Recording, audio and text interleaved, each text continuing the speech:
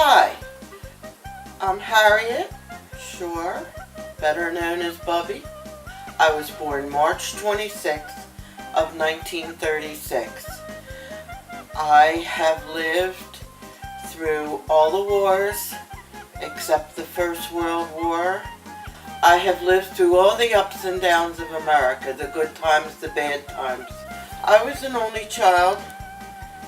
My mother's name was Viola Gorvit. She became a partial orphan at 3 years old, and then her name became Estes. My mother paid a lot of attention to her family. Her family always came first.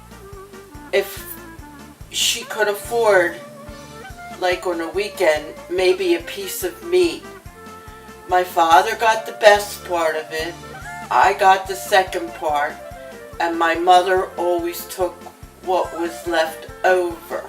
My mother was born in Philadelphia, Pennsylvania, and my father was born in Harlem in New York.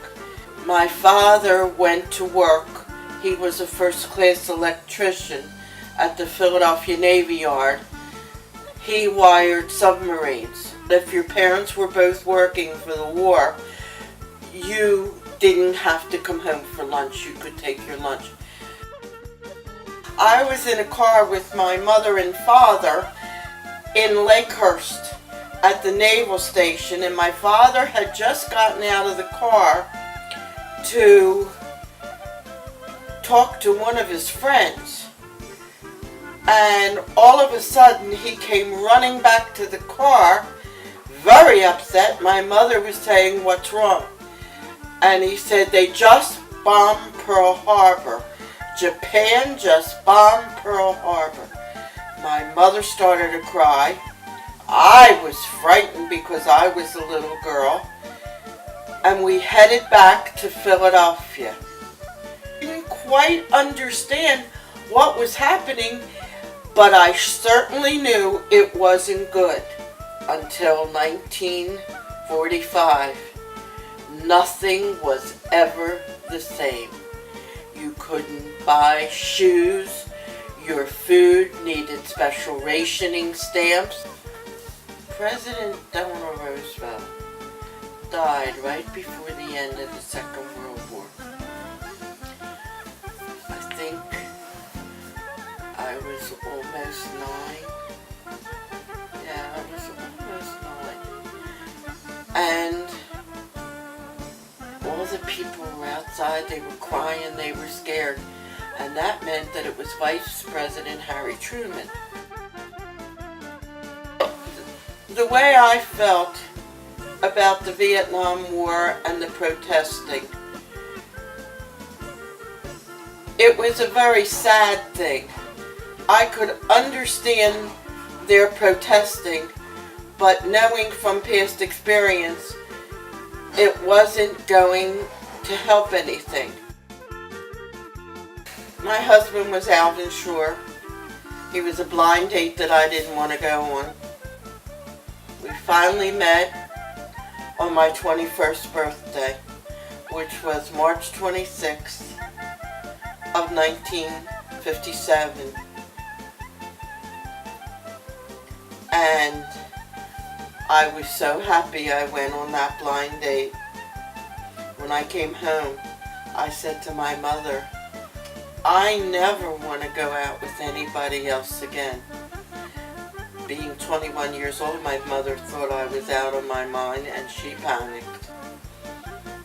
I went out with him for 5.5 weeks. At the end of 5.5 weeks, he proposed to me. We got engaged. And it lasted 38 years. True love at first sight. Back.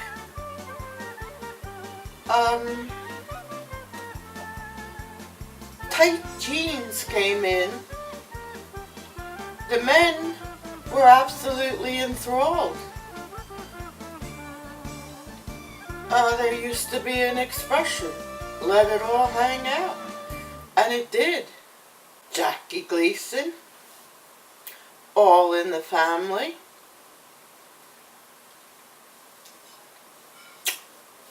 The Dinah Shore Show. My favorite comedian was Alan King. None of these entertainers ever used a curse word. They were just plain funny situation comedians. I was a big fan of the Beatles. I was a big fan of Elvis.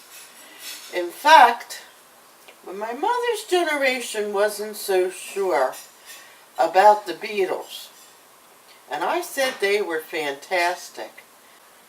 Oh, we jitterbug. The day I found out that Elvis Presley died, I wasn't upset. I was utterly, completely hysterical. In my mind, he was my best friend. I adored him. He was the king. I can appreciate and feel how the younger generation that might be watching this now feels about somebody born in 1936.